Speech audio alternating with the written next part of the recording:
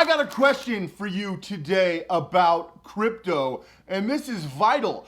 Do you want to build a snowman? Kidding. Do you want to know how to hide your crypto from the government? Legitimately, full stop, no BS. How to actually hide your crypto from these totalitarian governments. From a master of sleight of hand like myself, I'm actually going to break down some very important stuff that I guarantee you have not heard on any other videos. I will make that promise to you now. Let me know down below if I delivered. I already know that I'm going to. So, today, in Operation How to Build a Snowman, we're going to get it. Okay, so let's break a few things down. Most of you have a Coinbase or a Crypto.com or whatever exchange you started with. Most of you started with these major exchanges. And let me tell you, there's nothing wrong with that. I have all these major exchanges as well. I also use some more decentralized options, which crypto is supposed to be peer-to-peer decentralized, and privacy is your right. Just as a side note, did you see all the stuff that happened with Roe versus Wade? Now, I'm not going to get into that at all, but did you see that the President of the United States came out and said privacy is a right? Did you guys happen to catch that? He said it 7 times. I've actually talked to my team about this at length. Joe Biden said privacy is a right multiple times. Now, obviously he was talking about a different topic, but he's right. It is a right. And we're going to break that down in an upcoming video. It's going to be really, really good. But I'm going to try to stay on topic today. Most of you, regardless of where you are, if you're in Australia or Bangladesh, if you're in Canada or the US, if you're in the North Pole, the South Pole, I don't care where you are, you probably started with Coinbase, right? And even if you didn't, this is going to be very valuable to you. Now, most of you will have the app and you did what's called KYC, the Know Your Customer laws, which is the bane of most of our existence, right? Well, what do? You need to realize that owning your crypto, having your crypto keys is the only way, taking custody of your crypto is the only way to truly control it. If your crypto is just on an exchange, you don't actually own it. It could be seized or taken from you or stolen from you at any time. So understand that. A lot of people don't even seem to understand that. They think that the crypto on exchange is no safer than your money in a bank. Governments can take your money whenever they want under all kinds of auspice laws and all these things. But if you have custody, you have control, it cannot be seized, it cannot be taken, and can be made invisible, which is what we're going to talk about today. So, you started with something like that most likely. Now, if you've done KYC, there's something I want you to know. And there's actually what's called an Expired ID Act buried in several different laws in the US. Now, I know that a lot of you aren't in the US, but just stick with me for a second. Once your document expires, it has to be expunged from the records with the United States or a United States company. So even if you're a European and you had a Coinbase, once your license or ID or passport expires, it leaves the system. And this works for all American banks and bank-like institutions where crypto exchanges actually are in that. They're under that umbrella right now. So the cool thing is, once you're done, and this, even with your personal bank. Now, does this take you out of the system? No. Does this give you any ghost-like anonymity? No, but it does give you a few cool benefits that we're going to talk about here in a second. So understand that even if you did KYC, once your document expires, that document is actually taken out of the system. In all banking institutions, including crypto exchanges, we're going to use Coinbase.com for an example in this video. Now, the next thing people say is, well, can't I store my keys on something like a burner phone? No, you cannot, because while you can anonymize your keys on a burner phone, they're too easy to access. Now, this is one of my favorite burner phones. This is the Nokia 6300. This is the best burner phone. I have tons of these. In my opinion, the best.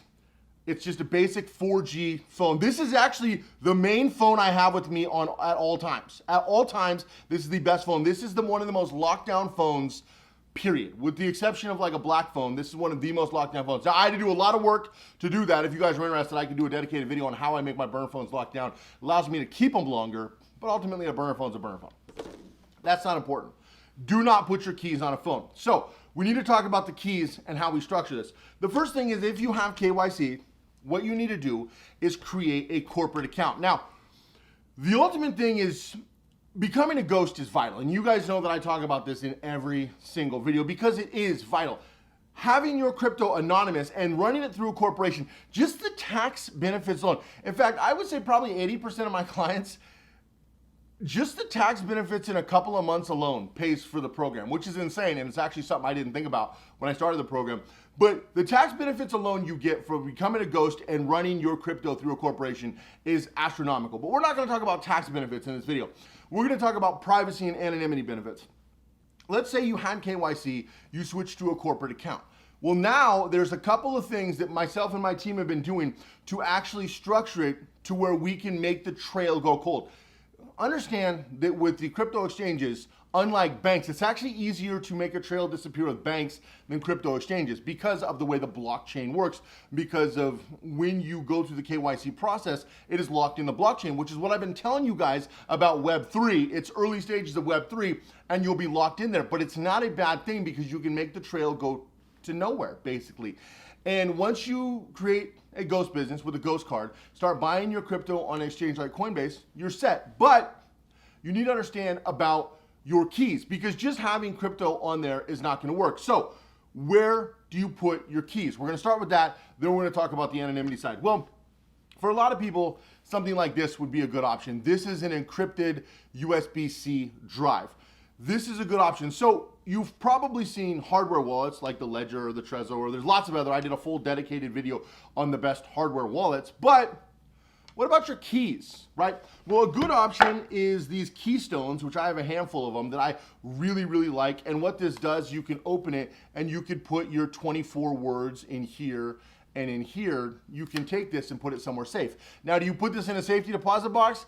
No, because you just gave your keys back to the bank yet again. So otherwise you have a safe for this, or you find someplace safe. What a lot of people do with things like this is they will put a safe like in concrete, or they will put this in, again, you do not put your hardware wallet in concrete, your keys. You'll put them in a slit, you'll put them in concrete, you'll put them in a safe. You'll put these somewhere where they cannot be found, because ultimately you want it to be metal, you want it to be virtually indestructible. One method I like though is these encrypted drives, right? You can put these on your keychain. They're encrypted drives, similar to, like, I talk a lot about the YubiKey, right? So I take YubiKeys with me everywhere. I have several of them for all the different devices. I only use hardware authenticators, and I recommend you only use hardware authenticators. Well, this is another hardware option that even if somebody got this, they can't break into it. And if you have a couple of them, then you're pretty much set. So this is the NXC. This is the USB-C one, because most of what I have is USB-C, but of course you can get it in pretty much any variation, and that's a good option. And having a combination of these is a good option for your keys, making sure you take custody of your own keys. Now, utilizing privacy coins like Monero, privacy coins that actually utilize as your purchase base, which I did a video on how to buy things with Monero. You can check it out here. I showed like 4 options in that video on how to use your Monero and turn it into physical products, goods, or services. And there's a lot more you can do. In fact, we're seeing companies all the time start taking Monero. Really popular. Movad takes Monero now, one of my favorite VPNs that's not a DVPN. And there's a lot of other good options. So understanding that your documents actually expire in the exchange is good, but taking it to another step. So we know we're going to take custody. We're going to use something like this to take custody of your keys, and you're going to put it in a safe place. The cool thing about these is you can keep them a little more open because they're encrypted, and you can have a really long passcode that you actually punch in. It's a digital, so I'll show you here. Boom, and you see it pop on like that. I don't know how well you can see that, but it's a digital passcode. So I have to put the passcode in to unencrypt it. There's no computers currently that can break the encryption on these. Now, eventually with quantum computing, can they break the encryption? You know, we've been talking about quantum computing forever. So I know several encryption experts and kind of where we're going in the encryption world.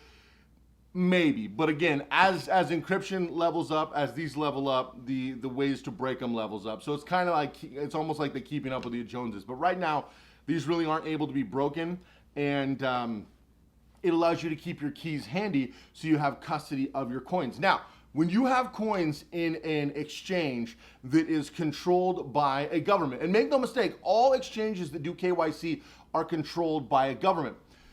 When you sign up for that exchange, moving forward, I would only sign up in a corporate account. Now, how do you do that? Well, first thing you need is a ghost business, and you need an alias structure, so an alias corporate structure, to be able to sign up for the Coinbase account.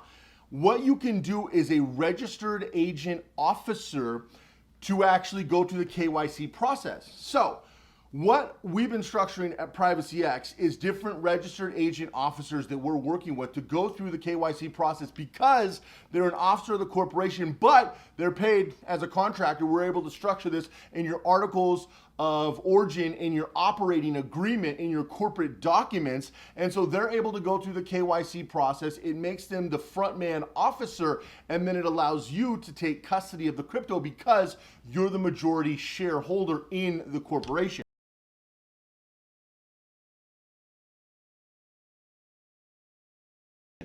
So we're able to structure it to go around KYC legally in that manner for our clients in our Ghost program. Also, that's just the tip of the iceberg. Obviously, we go much, much deeper, but to give you guys a basis. Now, what that allows you to do is take full custody through a KYC exchange in a Ghost business.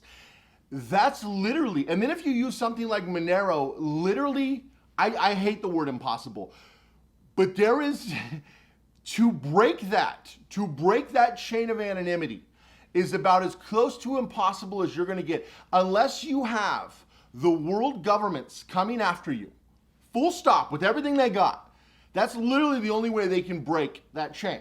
And why are they coming? Like, what have you done for them? You would have to be a war criminal, or you would have to be, I mean, it's insane. I mean, just the subpoenas alone they would need to get all that would be preposterous. The amount of chain of custody they would have to do would be out of this world. And that's why you can actually structure it through a corporate officer. See, these are all benefits you don't have to yourself under a standard company or under yourself. Like if you go through KYC, it's a full facial scan of you and it's your documents. Now again, if you've done your documents in the past, like I said, there are expired identification acts that are buried deep in a handful of laws that you can actually utilize. In fact, you don't even have to utilize, it's auto-generated, so it auto-populates. So as soon as your document expires, within 30 days of a document expiration, it actually just gets deleted out of the system. And funny enough, I was at my personal bank yesterday, and the banker was talking to me about this because it's a bank I've banked with for over 15 years, and they had almost no information on me, on my own bank, which is really, really good. They had the core information, right? But they didn't have any IDs, they didn't have any photo stuff, they didn't have any updated anything, because I never update anything with them because there's no need to. That's why aging banks. But again, that's more advanced corporate tactics that you could utilize. That's what all the powerful politicians and corporate people do. That's why all these politicians are able to structure their money.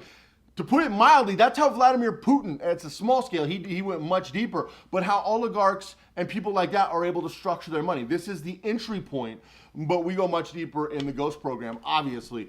But I want you guys to understand that. So a lot of people are like, Cody, can you really do anonymous crypto? Guys, I could make the most centralized, forward-facing crypto in the world anonymous, because that's what we do. And so understanding how to run an agent process, understanding how to run an officer structure is going to allow you to be able to do this in a format where you actually have control of your crypto. Now, I do not advocate tax evasion. I do not advocate breaking the law. You don't need to break the laws to do any of this.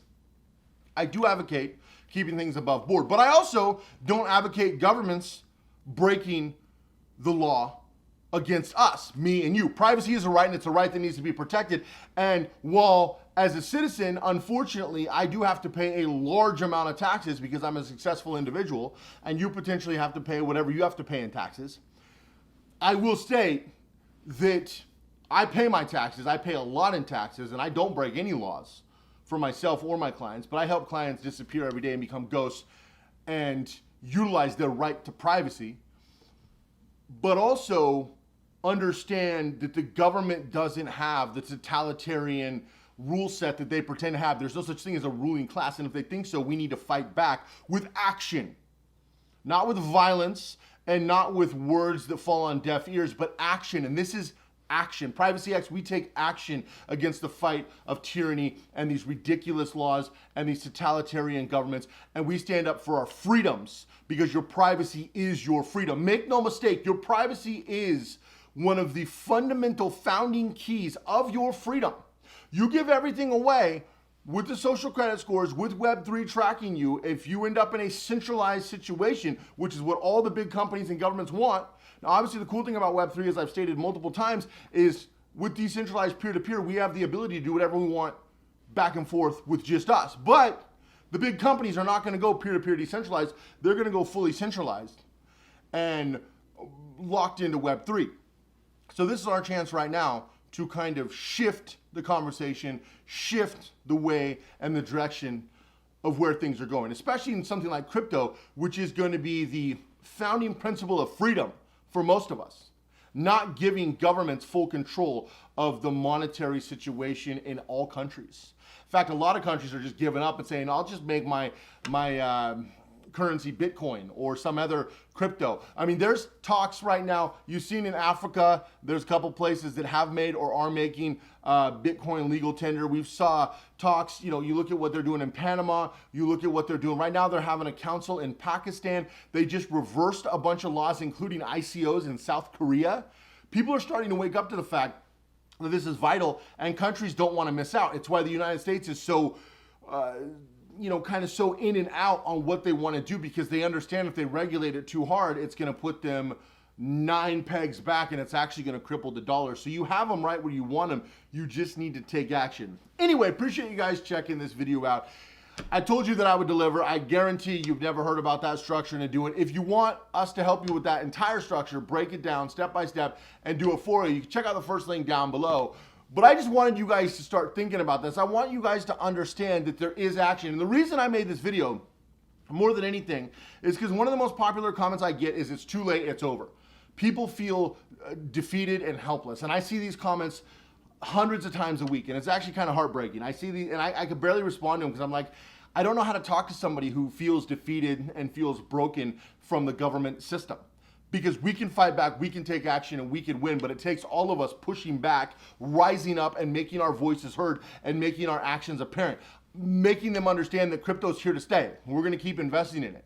They want to ban the thing all out tomorrow if they could, but we've made it so that's a really tough proposition. And now that more countries are getting in, it's putting a lot of pressure on places like the US and Canada and Europe and Australia, because it'll put them all in the back seat if all these developing countries embrace crypto and the supposed, first world West doesn't. And it's going to be a disaster, and they know it. They want to ban it, but the other countries have made it really, really tough. So take action now while you can. Understand that you're not defeated, and never let a government or some totalitarian organization defeat you. Understand that your voice matters. The actions you take matter, and the actions you take now will affect your future and your family's future. Appreciate you guys checking this out. Have an amazing day, and I'll see you guys in the next video.